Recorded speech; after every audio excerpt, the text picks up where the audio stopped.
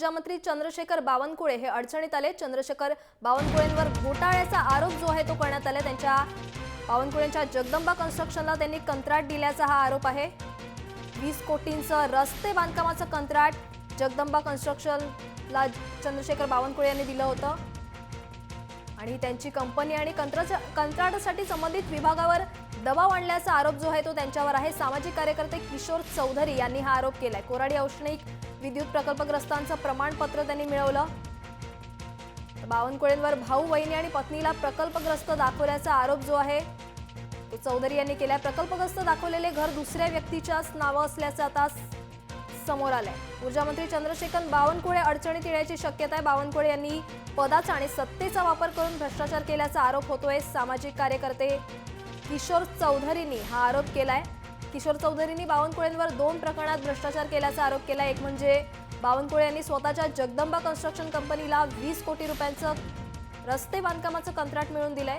यासाठी त्यांनी ऊर्जा खात्यासह एनटीपीसी, सार्वजनिक बांधकाम आणि जलसंपदा विभागातील अधिकाऱ्यांवर दबाव आणल्याचा आरोप केला जातोय। तर दुसरं म्हणजे कोराडी औष्णिक विद्युत प्रकल्पात भाऊ बहिणी आणि पत्नीला प्रकल्पग्रस्त प्रमाणपत्र मिळवून दिलं आणि त्या आधारे काहींना नोकरी मिळवून दिलाय। ज्या घरपट्टीवर बावनकुळेंनी प्रकल्पग्रस्त दाखवले ते घर दुसऱ्याच व्यक्तीच्या नावे आहे असा आरोप आता चौधरींनी केला। त्यामुळे बावनकुळे यांना मंत्रिपदावरून हटवण्याची मागणी चौधरी यांनी केली आहे। तर जगदंबा कन्स्ट्रक्शनशी आपला काही संबंध नसल्याचं आता बावनकुळे यांनी म्हटलंय।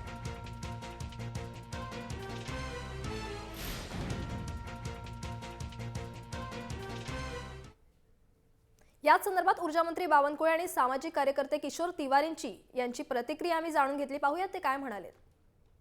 माझ्या वडिलांनी सर्व लोकांना प्रकल्पग्रस्तांच्यासाठी वेगवेगळी घरं करून दिली होती आणि आम्ही सर्व लोकांची मोजणी झाली। त्यावेळी विधानसभेत प्रश्न झाले, मी त्यावेळी आमदार नव्हतो आणि विधानसभेच्या प्रश्नात मोजणी झाली। माननीय विधान परिषदेमध्ये आज प्रश्न उठला होता की यांची घरं मोजली नाही, आमचे घरं मोजण्यात आले, आमचे वेगवेगळे सर्वे नंबर देण्यात आले, आम्हाला त्या ठिकाणी वेगवेगळं पेमेंट झालं, ट्रेझरीचं आम्हाला वेगळं पेमेंट झालं, आम्हाला वेगवेगळे प्रकल्पग्रस्त डिक्लेअर करण्यात आले आणि त्यानुसार वेगवेगळं सर्टिफिकेट दिलं। आम्ही कुठेही घरी प्रमाणपत्र तयार केलं नाही आणि त्यामुळं नियमाप्रमाणे चौकशी करू द्या ना, जे चौकशी देईल ते येईल।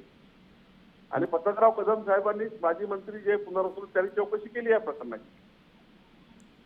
पाटील असताना त्यांनी माझ्यावर तेव्हाच आरोप लावले असते की आमचा हा जिल्हाध्यक्ष, आमचा भाजपचा नेता असा आहे, यांनी असे फ्रॉड केले आहे, असं काम करतो, तर तेव्हाच जर आरोप केला असता असं तर बरं झालं असतं। आता ते राष्ट्रवादी काँग्रेस जाऊन ते भाजपमध्ये सोडून गेल्यानंतर असा आरोप केला, ठीक आहे, त्याला आरोप केला, त्या आरोपाचा मी सन्मान करतो, पण ही चौकशी केली गेली पाहिजे, माझ्या चौकशीला काही म्हणणं नाही। सर, बावनकुळेंनी आरोप फेटाळलेले आहेत तुमचे?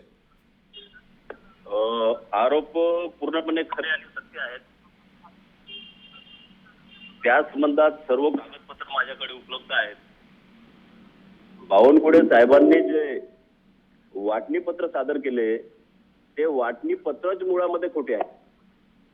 वाटणी पत्र दुय्यम निबंध कार्यालयामध्ये केले जातात, परंतु त्यांनी नायब तहसीलदाराकडे केले असे दाखवून ते प्रमाणपत्र लाटले आणि लोकांना नोकऱ्या मिळवून दिल्या। त्याचप्रमाणे आता साहेब जे बोलले की त्या माझा भाऊ वेगळे राहतो, त्या कंस्ट्रक्शन कंपनीशी माझे संबंध नाही। मुळात ती कंस्ट्रक्शन कंपनी जगदंबा कंस्ट्रक्शन कंपनीचे खरे मालक हेच आहे, कारण की त्यांनी रिटायर्ड डेट मध्ये सुद्धा ते लिहिलेलं आहे। त्यांनी विधानसभेची निवडणूक लढविली, त्या प्रतिज्ञापत्रामध्ये सुद्धा प्लॉट क्रमांक, त्यांच्या बंगल्याचा क्रमांक प्लॉट क्रमांक 28 न्यू कोराडी, तालुका कामठी, जिल्हा नागपूर, रिटायर्ड डेट मध्ये सुद्धा हाच पत्ता आहे।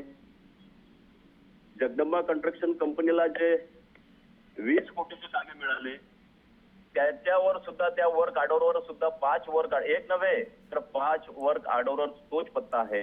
याचा अर्थ असा आहे की ही सर्व मंडळी एकाच ठिकाणी राहतो, फक्त नावापुरतं भावाला पुढे केलेले आहे आणि सर्व त्या कंपनीचे बावनकुळे साहेब आहेत।